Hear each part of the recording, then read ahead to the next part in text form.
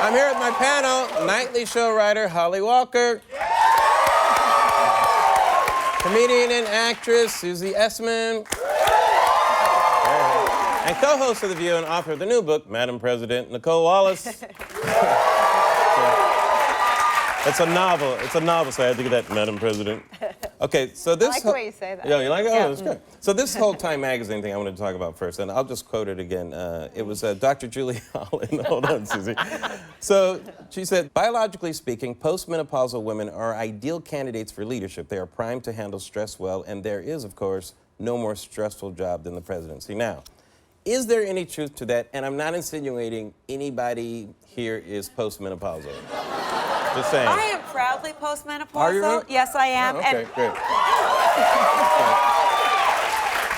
Here's what I think about that. Okay. The statement is not in itself true. The statement would be false if she also added, but, you know, premenopausal women are not equipped to be president. I mean, I think as you get older, you are more equipped to handle stress. But saying something like that to me is akin to saying, if we have a male president, then he has to be a eunuch or a castrati. Yeah. Do you know what I mean?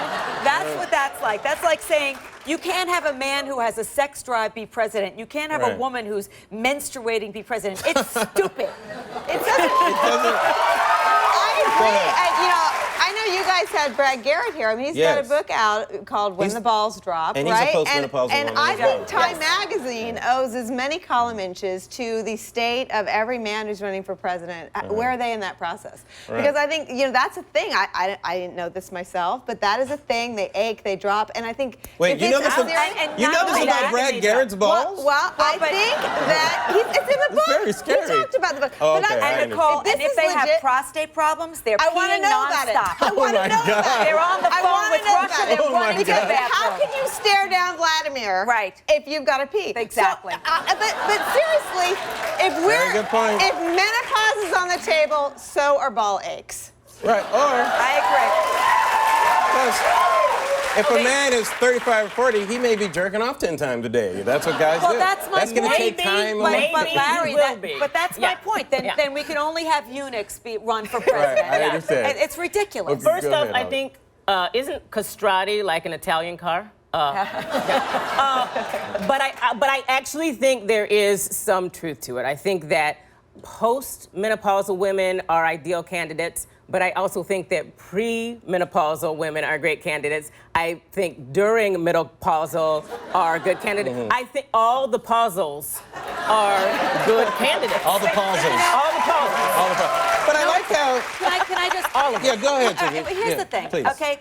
When I was premenopausal and I had my period once a month, I, you know, ran a career, I brought up children, I ran a household, I did all these things, thus bleeding every month. How could I possibly have done all that when I had my period? Right, Nicolle, you have a full-time job, you have a little in the White House, and yes, every 28 days I bled, but the country went on. You know, I mean, you know, it's like there are plenty of women in the White House who, I mean, and we have had women as national security advisors. Yeah, listen, this is your topic. Tell me about the bleeding every 28 days. I'm just saying, Larry, I'm bleeding right now, and it's everything is fine.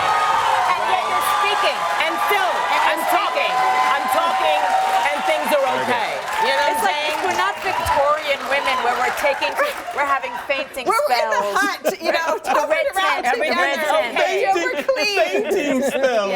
A fainting couch. Arg! On period, can't talk.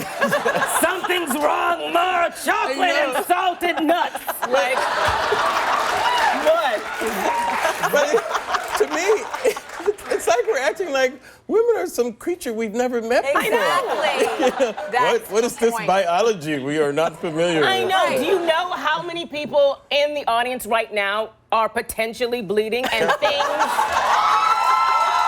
things are not going like we're not burning down stuff. Okay. We can still talk. The whole subject is I find it offensive. Yeah. I really do. How do you think Hillary should handle it? Should she handle it with jokes? She shouldn't pay any attention. Should she to it. pay attention? Because Reagan handled all this stuff with jokes. Yeah, you know? yeah. Like when they talked about his age, he said, well, I won't bring up... That's because he had Alzheimer's at the time. No, he did not. Not that. But he kind of slammed Mondo. Like, I thought maybe Hillary could say, you know, her campaign could be hope and gone through the change. Yeah. Maybe. You know what? Oh, there you go. They liked it.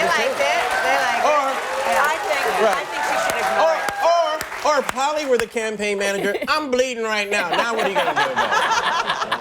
I think she should ignore it. Just ignore it. Just let it ignore go. Don't give it any energy. It's a ridiculous topic. And you know, the voters will make their own corrections. You know, I mean, they have a way of sort of sifting through this, and the people who determine the outcome of presidential elections are Women. women. Exactly. They make up the. Okay. They make up the largest. Absolutely. No, women make up the largest group of swing voters. They make up the largest group of independents. They are the people that all the candidates are speaking to at the end. In the closing days of any presidential election, they are speaking to the women. So they're important. Yes, they are. So I don't understand when other women like throw shade on women sometimes. I want to show this CEO this clip. This happened a couple weeks ago. I think you may have talked about this on Morning Joe or something, I remember. I am a strong woman. I run my own company, like you said, but that is not the same as running the best country in the world and being commander-in-chief and head of state, the president of the United States. To me, should be a man, not a female. Okay, now, Was she transgender? No. Don't even go down that road, Susie. I'm not gonna. Just Obviously, asking. she's cray. Okay, but are women's biggest obstacles also? Yeah, they can be. And you know, she said in her Facebook post that if a woman won, she would move to Canada. And I think we have to start holding. We have to start holding people to that threat. Won, she would move to Canada. But we have to start holding people. Please, Hillary. I We hope need so. you now more than ever. Well, listen, any Democrats always threaten to move to Canada too for Republicans, but I think this cycle we have to hold anyone that threatens to move to Canada. This menstrual to cycle? move. Yes. Anyone that threatens to move to Canada, we have to make sure they It's go. not fair to the Canadians. The Canadians are lovely people. You know, they've got more space though. They don't fight. I don't think the Canadians want any of these people.